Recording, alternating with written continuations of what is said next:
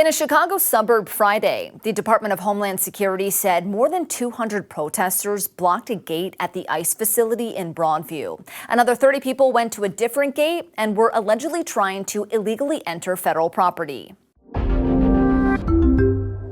Federal agents used tear gas and pepper balls on the protesters amid ongoing clashes related to increased immigration enforcement, several news outlets reported. One federal agent was seen firing from a nearby rooftop. The confrontation comes just 2 days after a gunman shot and killed a detainee and injured two others at an ICE facility in Dallas.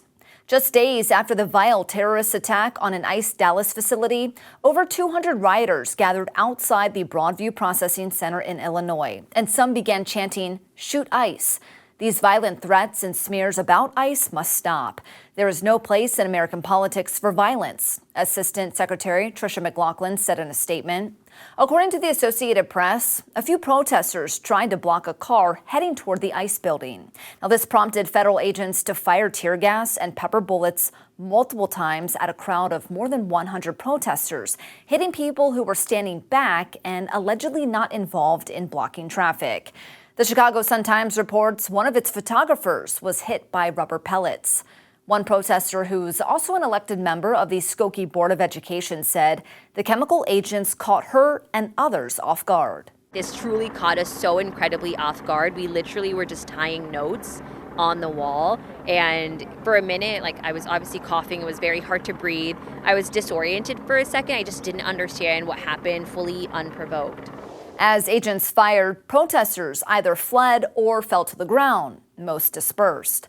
Some rinsed tear gas from their eyes outside the facility, according to the AP. Broadview Mayor Katrina Thompson wrote a letter to Russell Hott, the ICE field office director, on Friday, calling for relief from ICE's, quote, siege of our neighborhood.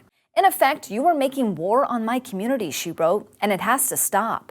The AP reports that in recent weeks, protesters have tried to stop agents' vehicles from entering or leaving an area next to the building. On Tuesday, that fence was put up, keeping protesters farther away from the facility.